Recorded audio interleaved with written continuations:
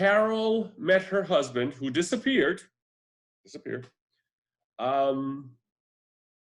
when she was 19. She was already married. Now, she gave her story, which was heartbreaking in of itself. She didn't know she was poor until she was a teenager. Parents lived basically in trailer parks, but they were fundamental Christians. And when she was 14 years old, 3 guys from across the street raped her at knife point. Awful. I can't even imagine, just awful. How her father did not just take a bat or his car and run these guys over and then put the car in reverse and run them over again is beyond me, because that's what I would do if I found out the guys across the street harmed my kid. Mm-hmm. I'll go to jail for the rest of my life, but I'm putting them in the ground. There's just nothing stopping me here. Nothing. And then she said, because they were fundamental Christians, she basically asked for it. Because if I guess she wasn't dressing slutty or looked like a whore or whatever, this wouldn't have happened. Which, again, therapy. Years of it at this point. It's not just months of it. We're talking years of it. So Carol got married at 19. She had a husband. He was kind of abusive. She's walking down the street. This guy, what was his name? Richard Don Lewis. They called him Don. He pulls alongside her. She's walking down some avenue in Florida. And she says, and she has this very cloyingly sweet way about her when she talks, when they're interviewing her. And everything is very, and she's just kind of rolling her eyes. And like instantly, the minute she started talking, like my hackles raised. Like I'm just like right away, I'm just like, okay, I'm just going to kind of keep to myself and wait until I know 100% that I can trust something this woman says. Because if you look at the way she talked and the way even everything about her is calculated. Like every expression, every emotion, everything about her seemed calculated, I should say. Mm-hmm. Her woman, I don't know. But the way she was portrayed in this documentary, to me, it was, again, another cult of personality. It was crazy. Like if I met a woman like that in a bar, I'd be like, you know what? No, I'm going to the other side of the bar. You can talk to somebody else. I'm not dealing with you. So she says, this guy pulls up and he says, hey, do you need a ride? And she says, no. Wisely so. She's 19. This is a middle-aged dude. I think he was 40 at the time. Yeah.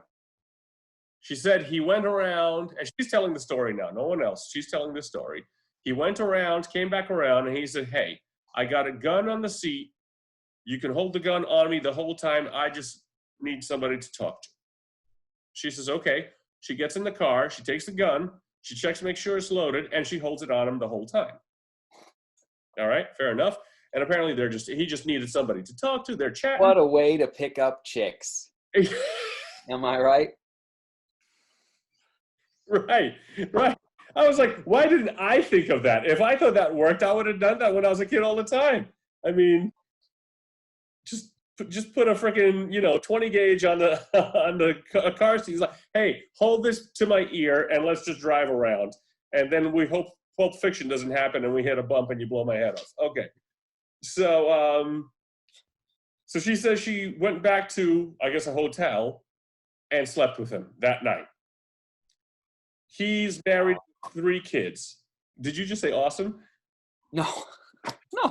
I said, oh, yeah. Oh, you said, oh, yeah. Right, exactly. And so then she talks about, like, her husband was very abusive and she needed to get away from him. But she is having an affair with this dude for, like, 5 years. Because she left her husband when she was 24. And then Is that right? She was still with the first husband? She was with the first husband for 5 more years before she married Don. And Don had a wife. Don was still with his wife. Was that? Was Don still with his wife? Yeah. So now the other thing you find out about Don, because they're interviewing Don's ex-wife, his 2 daughters. He had a son, but the son wasn't a part of that documentary at all. They interviewed his admin, basically the woman, because he had businesses. Apparently Don And the daughters even said it. Don had a wandering eye. He was basically, a philanderer, a serial philanderer. But for whatever reason, whatever he did, he made money on. And people are saying, whether it was real estate, cars, whatever, he knew how to make money, and he made a lot of it. And so all these guys, and he had a handyman that worked for him. He had a mechanic that worked for him. He had his admin. She seemed to be the only normal person in this whole documentary, quite frankly. And I shouldn't say that. The handyman and the mechanic, they seemed completely like just legit and normal. Yeah. And they were talking about how much money he had, and his lawyer was there. And so the handyman, I think, said he thought Don was worth $20 million. Now, mind you, he disappeared in 97, was it? Or 90, something like that, in the 90s somewhere. Maybe even 91. No, 97 or 98 he disappeared. Yeah. So the handyman said he thought Don was worth $20 million in the 90s. I mean, there's a lot of money, And didn't the lawyer said he thought he was worth like 5 to 10. Right. The lawyer said he knew of 5, but anywhere upwards of 10. And then they asked the admin, and she said everything was probably like 7.5. Which, you're in Florida, there's no state tax. You're in the middle of nowhere, there's a lot of money. Several million dollars. Several $million. And I mean, they said he had planes, not a plane, planes, several, It's like, okay, and he got into the cats, and he started collecting bobcats. And she said between the two of them, they started just buying out all the bobcats, and they shut down every bobcat farm that they were raising bobcats just for fur down. They shut down every farm in America. And they interviewed, like I said, the ex-wife and the daughters, and they were pretty much saying she killed him. There's no way she didn't, pretty much. And the ex-wife had a lot of people I've noticed this, something strange. If you were in your 40s, in the 80s, then you look exactly the same age, if not better now, than you did then. The mother, and I said that, and Annie wasn't watching, my wife wasn't watching it with me, but I was like, she is a proper old Southern Dane, because she's better than the daughter. Yeah, the one daughter that was sitting next to her on the couch looked as old as she did. I thought if they didn't mention it right away, I would have thought the daughter was the mother. Yeah. The mother's face was completely smooth. She had the white hair done, but it was just like, oh my, I do declare. It was just like, this woman looks awesome. She looks way better than her daughter. What is going on? At least I would have thought they were sisters or something, but. True. And it was the daughter that was seated, when you watched on the screen, as seated to the right, but on her left. And when they closed up on her, she let her hair get gray, but you could see her face was fairly smooth. So it was just like, oh, okay, she's definitely younger. But the mom looked really good, because if they were interviewing this just a couple of years ago, and Don was 40 in the 80s, that puts her in her mid to late 70s. Yeah. Because her and her husband, like she said, they got married. He was 17 and she was 14. So it's not like they were very far apart in age. Right. So she was easily in her mid to late 70s. She looked great. So, I mean, I think everyone's taking the wrong thing away from this documentary. What they should be saying is, what's her routine? Because she looks amazing. That's what I think people should be taking away from this documentary. So, his whole family was pretty clear that they thought that she killed him. Yeah, for sure. Well, I mean, Joe was the one pushing it. He said, he fed it to the Tigers. And Joe apparently made a bunch of country albums. And at first I thought he hired somebody to do it, did a Milli Vanilli and hired somebody to sing over the songs. Because compared to how he sounded when he talked and compared to how he sang, it was two very different voices. Because when you talk, you kind of talk like this. And he was just like, I don't know about this. And then he's singing. He's like, well, I've been with cats tomorrow, and I'll be with them today. And it's just like, wait a minute, where the fuck did Elvis Presley come here? And where's Squeaky? What's going on here, And he made, I forget the name of the song, but he made the song that basically showed Carol feeding her ex-husband to the tigers. and he found a Carol Baskin lookalike. So much so, this was the freakiest part, that I thought she did the video with them. And I was like, it did look exactly like her. I How mean, the hell do you find that? when Joe comes out of jail, he should be a casting director, because I was like, holy shit. Like, this woman literally looked like her twin, and I couldn't believe that this wasn't like, I literally initially thought, like, I was like watching the screen, like, what? It's like, she did the video with the guy? They're like suing each other. What? And it's like, oh no, we found a lookalike. I was like, that's not a lookalike. That's a fucking doppelganger. I think it's a glitch in the Matrix. And I think the answer is someone a few years ago, perhaps in the 70s, gathered all the glitches they could find in North America and just shoved them into Florida. It's just a collection of glitches in the Matrix. You know what? That makes sense, because Florida is America's Wang, and they're just waiting to get this out, right? That's all that's happening. So he made this video. It's like Kitty Cat something it was called, and Bhagavan Doc Antle was talking like, it's the best thing Joe ever did. It's like, if you haven't seen that, you got to watch this video. It's the best thing Joe ever did.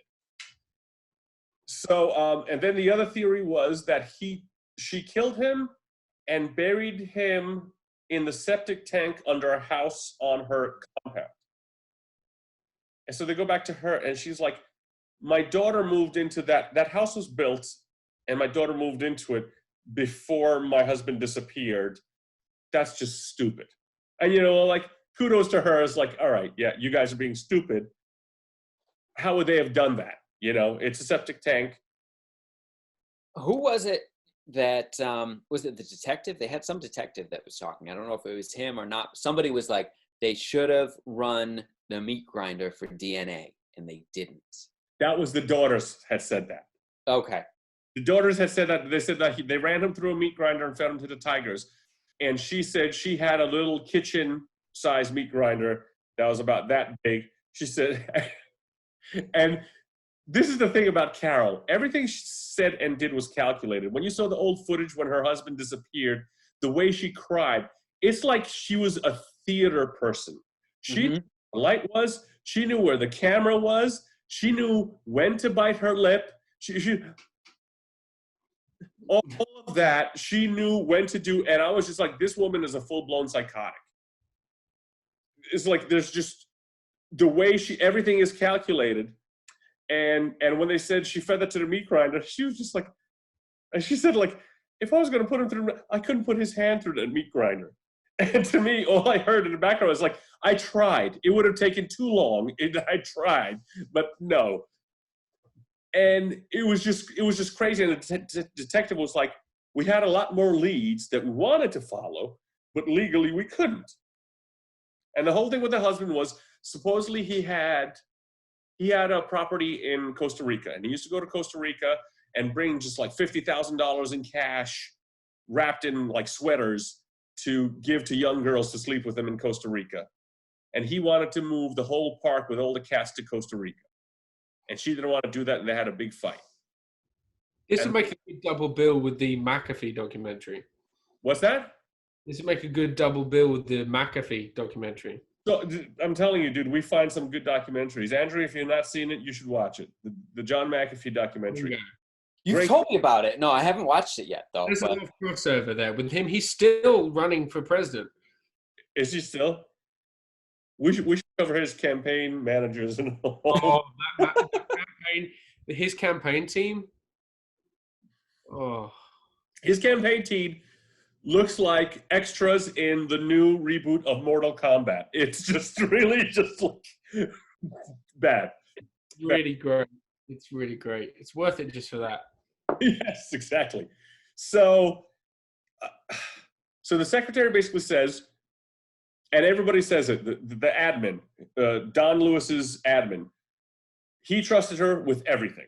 She knew she was the power of attorney for both Don and Carol, and she also had the wills for both Don and Carol.